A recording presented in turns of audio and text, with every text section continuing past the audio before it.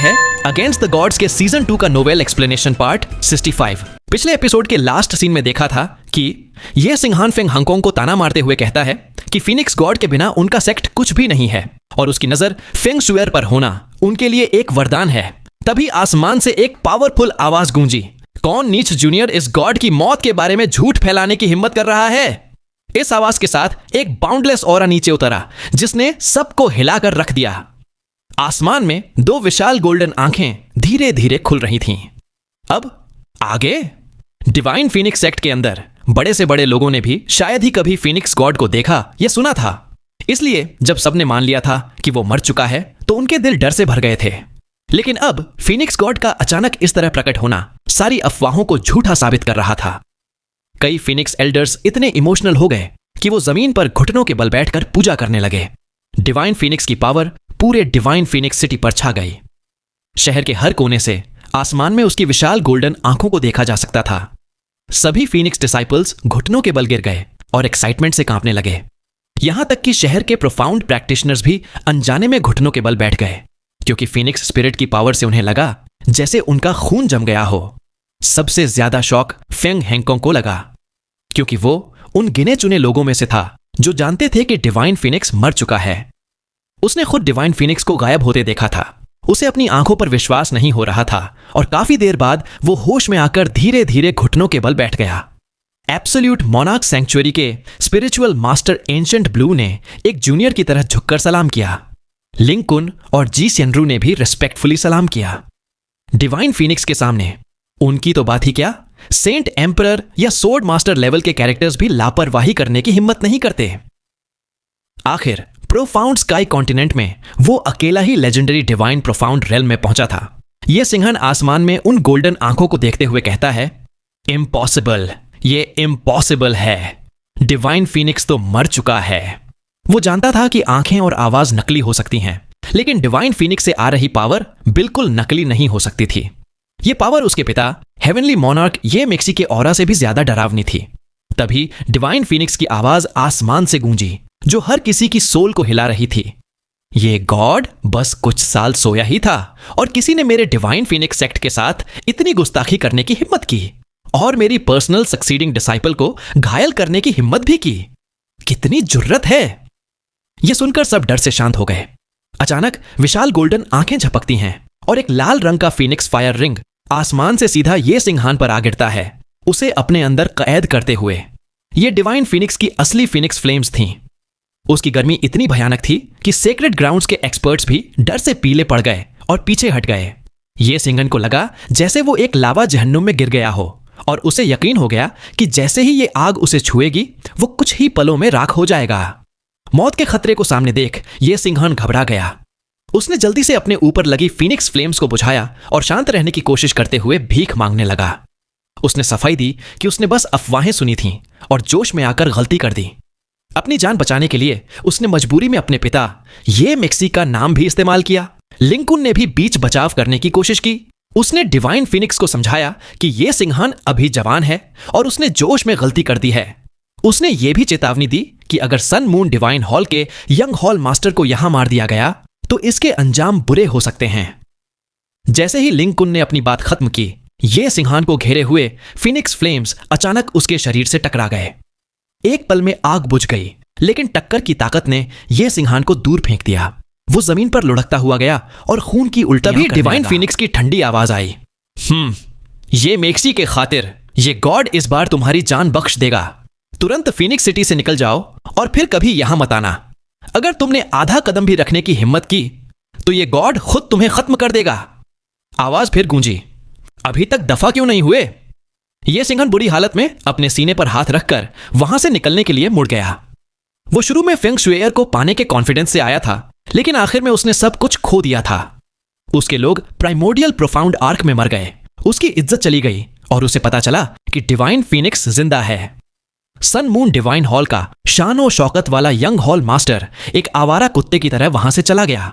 यह देखकर divine Phoenix sect का हर मेंबर जोश से भर गया।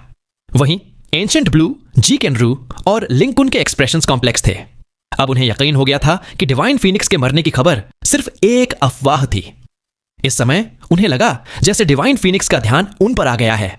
फीनिक्स गॉड ने पूछा, क्या तुम तीनों सेक्रेड ग्राउंड्स ने भी यह मान लिया था कि यह गॉड मर चुका है? स्पिरिचुअल मास्टर एंशिएंट ब्लू ने शर्मिंदगी जताते हुए कहा कि उनके एब्सोल्यूट मोनार्क सैंक्चुअरी ने अफवाहों पर विश्वास कर लिया था और अब वो राहत महसूस कर रहे हैं कि फीनिक्स गॉड ठीक हैं। फीनिक्स गॉड ने कहा, यह गॉड फीनिक्स का एक डिवाइन स्पिरिट है।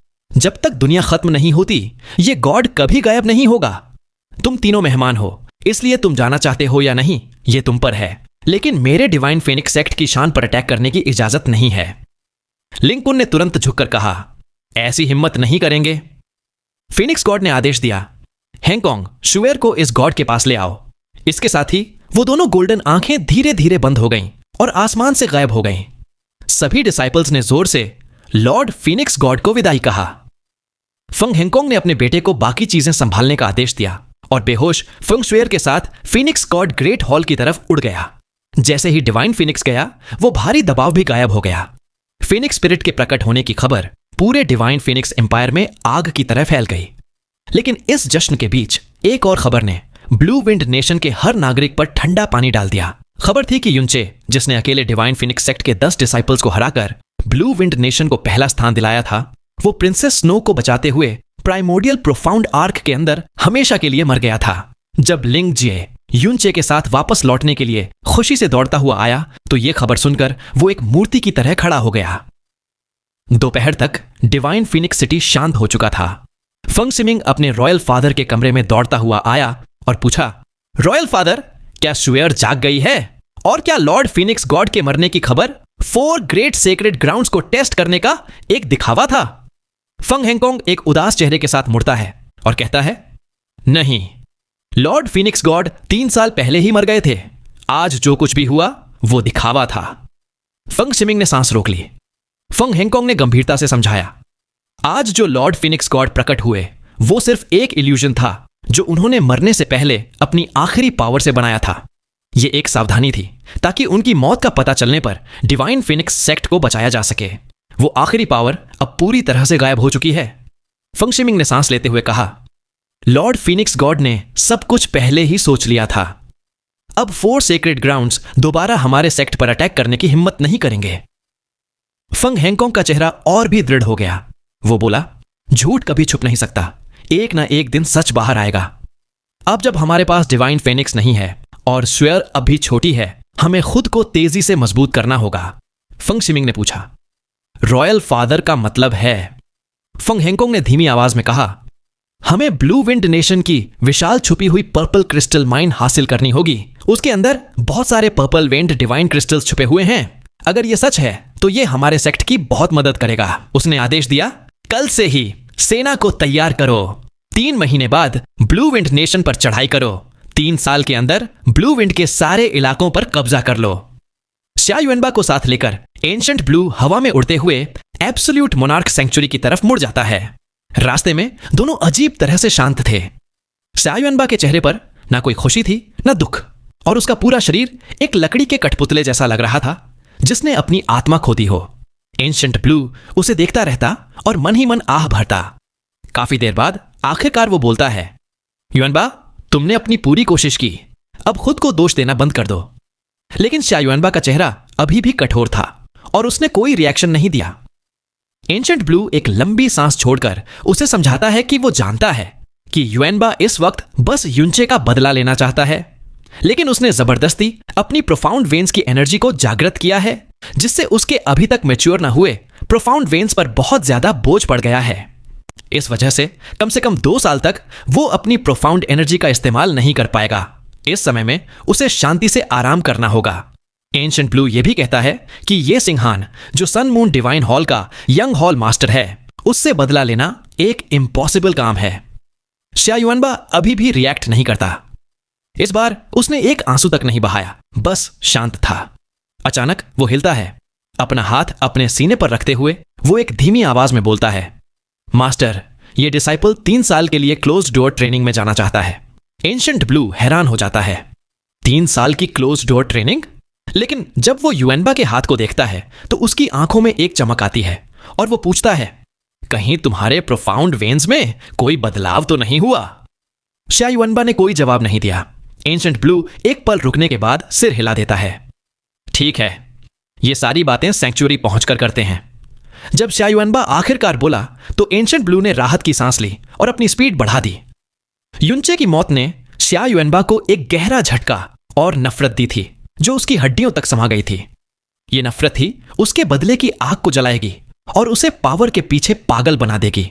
ये सब उसके टायरैनिकल एम्परर्स हार्ट की ग्रोथ को स्टिमुलेट करेगा और उसकी टायरैनिकल एम्परर्स डिवाइन वेन्स के अवेकनिंग को भी तेज कर देगा। दूसरी तरफ ब्लू विंड इंपीरियल पैलेस में कांग वॉनहे कमजोरी से अपने ड्रैगन थ्रोन पर बैठ जाता है। उसका चेहरा बिल्कुल पीला था। वो एक डरावनी आवाज में पूछता है, क्या यह बात कंफर्म हो चुकी है? उसके पास खड़ा यूनक दर्द भरे लुक के साथ कहता है, जी। प्राइमोर्डियल प्रोफाउंड आर्क के गायब होने तक प्रिंस कंसॉर्ट बाहर नहीं आए। डिवाइन फीनिक्स सेक्ट ने कंफर्म कर दिया है कि प्रिंसेस स्नो को बचाने के लिए प्रिंस कंसॉर्ट अंदर ही मर गए। यूनक आगे बताता है कि जैसे ही यह खबर फैली, पांचों नेशंस ने कल होने वाली अपनी मीटिंग कैंसिल कर दी है। वो तसल्ली देने की कोशिश करता है कि डिवाइन फीनिक्स एम्पायर जरूर उनका आभारी होगा। कांग वॉनहे अपनी आंखें बंद करके कहता है, तुम अभी जा सकते हो, मुझे थोड़ी देर शांति से रहने दो। इस मामले के बारे में यूएर को पता नहीं चलना चाहिए। जैसे ही उसके शब्द खत्म होते हैं, हॉल के बाहर किसी के जमीन पर गिरने की आवाज आती है। एक पैलेस मेड चीखती है, प्रिंसेस कांग युए, कोई है, जल्दी आओ, प्रिंसेस कांग युए बेहोश हो गई हैं। कांग वन्हे का दिल कांप जाता है और वो तेजी से बाहर भागता हुआ चिल्लाता है, युएर। सीन शिफ्ट होता है हेवनली सोर्ड विला में। रात के अंधेरे में लिंग त्यानी सोर्ड मैनेजमेंट टेरेस के ऊपर आसमान में तैर रहा था। उसके आसपास 10,000 से ज्यादा सोर्ड्स नाच रही थीं। लिंग यूएफेंग उसके पास आकर रिस्पेक्टफुली कहता है, फादर। लिंग त्यानी शांति से पूछता है, जियर कहां है? उसकी आवाज में एक ऐसी उदासी थी जिसे शब्दों में बयान नहीं किया जा सकता था। लिंग यूएफेंग बताता है कि जियर अभी डिवाइन फीनिक्स एम्पायर में है। लिंग त्यानी एक लंबी सांस छोड़कर कहता है, हां, इस ब्लू विंड नेशन का आसमान पूरी तरह से बदलने वाला है। लिंग यूएफेंग हैरानी से इसका मतलब पूछता है। आने वाले खतरे से आगाह करते हुए कहता है कि विला को कुछ सालों के लिए बंद कर दिया जाएगा। उसने ऑर्डर दिया कि यंगर जनरेशन को ट्रेनिंग के लिए माइटी हेवनली सोर्ड रीजन भेज दिया जाए और तब तक वापस ना आने दिया जाए जब तक वो हेवंस माइट एब्सोल्यूट सोर्ड को मास्टर न कर लें। वो आगे कहता है, इस दौरान हेवनली सोर्ड विला किसी से नहीं मिलेगा, खासकर ब्लू विंड इंपीरियल फैमिली और फ्रोजन क्लाउड असगार्ड से, भले ही वो मदद मांगने आए। लिंग यूएफेंग के चेहरे पर गहरा आश्चर्य दिखता है, लेकिन अपने पिता के चेहरे पर लाचारी देखकर वो सिर्फ धीरे से हां में सिर हिला सकता था। सीन शिफ्ट होता है एक अलग जगह, एक अलग स्पेस में। यूनचे, जिसे सबने प्राइमोर्डियल प्रोफाउंड आर्क में मरा हुआ मान लिया था, असल में जिंदा था और पहले से कहीं ज्यादा होश में था। जिस पल प्रोफाउंड आर्क गायब हुआ, बेहद वायलेंट स्पेशल टर्बुलेंस ने उस पर अटैक कर दिया, जैसे अनेक खंजर उसके जिस्म को चीर रहे हों। स्पेस उसके चारों तरफ मुड़ और टूट रहा था और उसके साथ साथ उसका शरीर भी। मौत का एहसास इतना साफ कभी नहीं था। तभी जैस्मिन की गंभीर आवाज उसके दिमाग में गूंजी। उसने एक्सप्लेन किया कि प्रोफाउंड आर्क स्पेशल ट्रांसफर में है जो सालों तक चल सकता है और इसके अंदर का स्पेशल टर्बुलेंस इतना खतरनाक है कि एक हाई रैंक्ड मोनार्क भी पल भर में राख हो जाएगा। लेकिन यूनचे के पास बचने की एक उम्मीद थी, उसका ड्रैगन गॉड का शरीर और सबसे important the great way of the Buddha. Jasmine ने उसे समझाया कि इस टर्बुलेंस के अंदर नेचर की फोर्स बेहद घनी है। अगर वो जिंदा रहना चाहता है तो उसे अपनी पूरी ताकत से ग्रेट वे ऑफ द बुधा को सर्कुलेट करके उस एनर्जी को अब्सॉर्ब करना होगा ताकि उसकी रिकवरी स्पीड डैमेज होने की स्पीड से ज्यादा हो जाए। ये उसकी आखिरी उम्मीद थी। जीने की इच्छा से यूनचे ने अपनी सारी विल पावर इकट्ठी की और पागलों की तरह ग्रेट वे ऑफ द बुधा को सर्कुलेट करना शुरू कर दिया। उसके सिर के ऊपर एक गोल्डन पगोडा का छोटा सा फिगर दिखाई दिया। वो धीरे धीरे घूमता हुआ आसपास की नेचर की फोर्स को तेज स्पीड से अब्सॉर्ब करने लगा। यूनचे की आंखें खुशी से भर गईं क्योंकि जैस्मिन सही थी। एनर्जी एक बहती नदी की तरह उसके शरीर में समा रही थी। उसके शरीर के घाव एक अद्भुत स्पीड से रिस्टोर हो रहे थे। धीरे धीरे 10 सांस बीते, 100 सांस बीते और फिर पूरा एक दिन बीत गया। यूनचे अभी भी जिंदा था। ग्रेट वे ऑफ द बुधा की अद्भुत रेस्टोरेटिव पावर ने उसके घावों को स्पेस टर्बुलेंस द्वारा किए जा रहे डैमेज के साथ बराबरी कर ली थी। इस एक दिन में उसका शरीर न जाने कितनी बार टूटा और जुड़ा, रिस्टोर हुआ और फिर से टूटा। इस अत्यंत तेज साइकिल में न सिर्फ वो जिंदा रहा, बल्कि उसका बॉडी और उसकी प्रोफाउंड एनर्जी भी एक अकल्पनीय तरीके से रिफाइन हो रही थी। जैस्मीन की आवाज हमेशा की तरह बेपरवाह सुनाई दी, लेकिन उसके मन में राहत थी। वो युनचे को देखते हुए कहती है, बुरा नहीं, तुम अभी तक जिंदा हो। इस वक्त युनचे का चेहरा पूरी तरह से खून से ढका हुआ था। उसे पहचानना नामुमकिन था। उसके सिर के ऊपर एक धुंधला गोल्डन पगोडा धीरे धीरे घूम रहा था, जो आसमान और जमीन की एनर्जी को लगातार अब्सॉर्ब कर रहा था। युनचे एक पल के लिए भी रुक नहीं सकता था, क्योंकि अगर वो रुका तो कुछ ही सांसों में स्पेशल टर्बुलेंस उसे टुकड़े टुकड़े कर देगा। ये वही स्पेशल टर्बुलेंस था जिसमें ओवरलॉर्ड्स 300 सांस भी नहीं टिक पाए थे, और एक मोनार्क भी सिर्फ 10 दिनों के बाद खत्म हो गया था। लेकिन युनचे, जिसकी ताकत एक ओवरलॉर्ड के सामने कुछ भी नहीं थी, यहां जबरदस्ती 1 महीने से जिंदा था, भले ही वो हर पल नरक जैसी तकलीफ सह रहा था। ऐसा लग रहा था जैसे वो कांटों भरे नरक में हो, जहां स्पेशल टर्बुलेंस उसके जिस्म के हर हिस्से को चीर और मरोड़ रहा था। कमजोर विल पावर वाला कोई भी इंसान ऐसी तकलीफ से बचने के लिए कब का मौत को गले लगा चुका होता। इस नरक जैसे तूफान में वक्त का एहसास कब का खत्म हो चुका था। अपनी पूरी विल पावर के साथ दर्द का सामना करते हुए युनचे को पता ही नहीं चला कि एक पूरा महीना बीत गया है। इस 1 महीने में उसकी कॉन्शियसनेस, पगोडा के घूमने और प्रोफाउंड एनर्जी के रिलीज होने का सिलसिला आधे सांस के लिए भी नहीं रुका था। उसका खून लगातार बहता और रिजेनरेट होता रहा। उसका मांस टूटता और जुड़ता रहा, और उसकी प्रोफाउंड स्ट्रेंथ खर्च होती और रिकवर होती रही। इस 1 महीने में उसका जिस्म इतनी बार टेम्पर हुआ था जितना उसके 2 जन्मों में भी नहीं हुआ था। जैस्मिन युनचे के सामने खड़ी थी।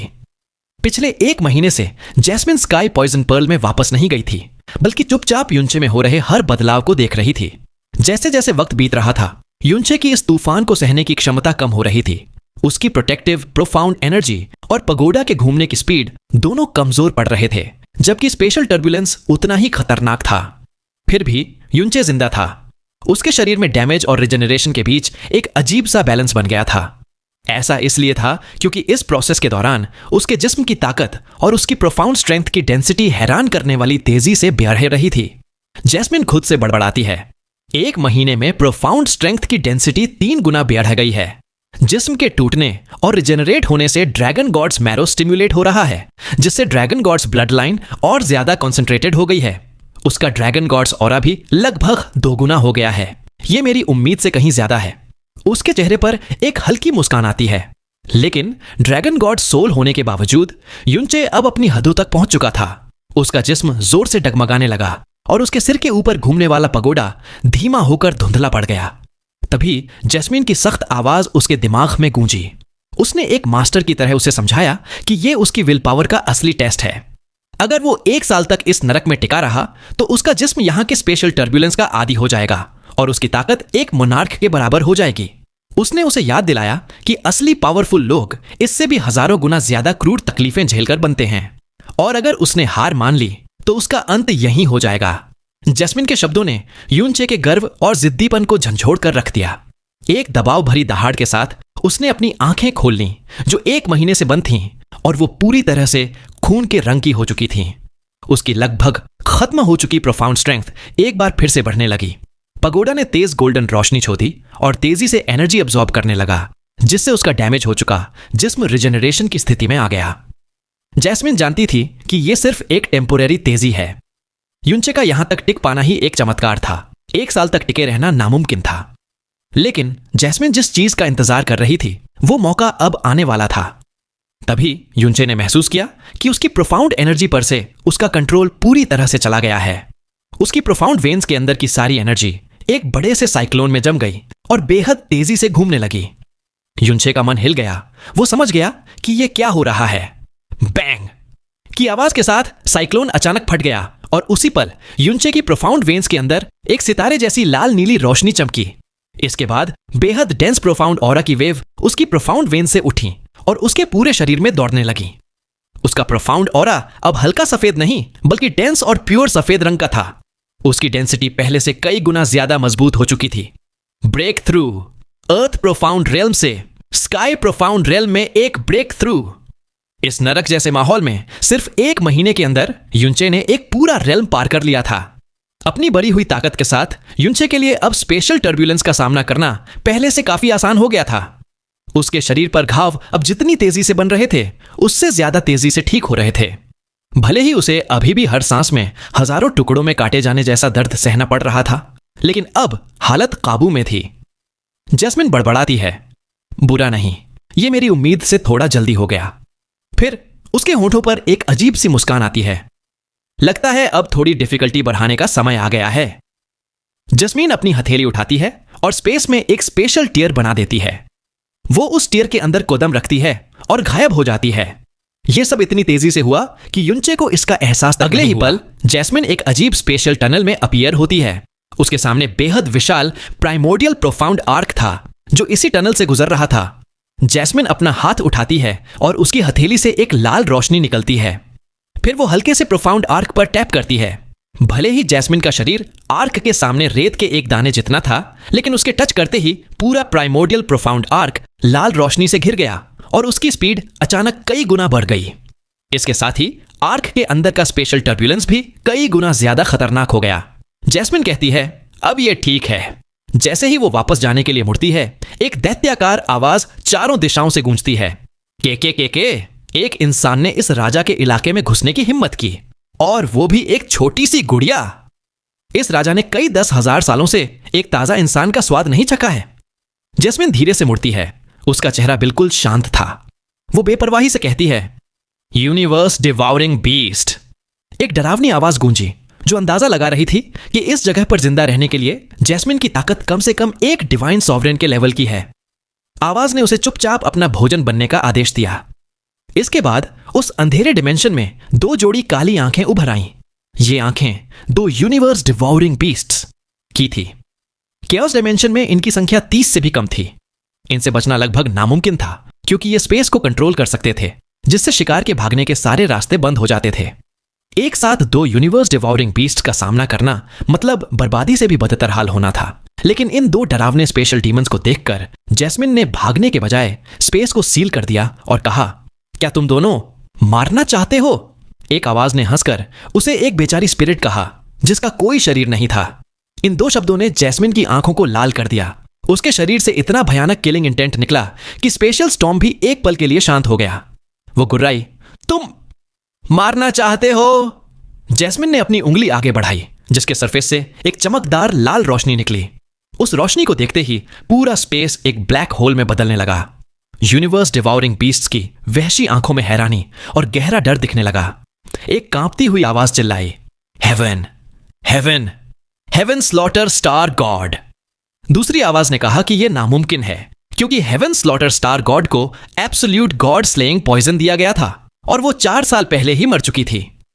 जैस्मिन की आंखें और भी ठंडी हो गईं। उसका किलिंग इंटेंट इतना डेंस हो गया कि वो रूह को भी छेद सकता था। उसने कहा, अगर तुम दोनों इतना कुछ जानते हो तो तुम दोनों और भी ज्यादा मरने के लायक हो। 1 रूट हेवन।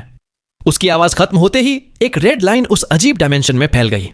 जैसे ही यह लाल रेखा एक यूनिवर्स डिवॉरिंग बीस्ट की दोनों डरी हुई आंखों के बीच से गुजरी, वो बिना एक चीख निकाले पिघलकर गायब हो गया। यह देखकर दूसरा यूनिवर्स डिवॉरिंग बीस्ट डर से गिड़गिड़ाने लगा, लॉर्ड स्टार गॉड, दया करो, प्लीज मुझे माफ कर दो। अपने साथी को एक पल में खत्म होते देखकर उसकी हिम्मत टूट गई और वो अपनी सबसे तेज गति से स्पेशल डायमेंशन की गहराइयों में भाग गया।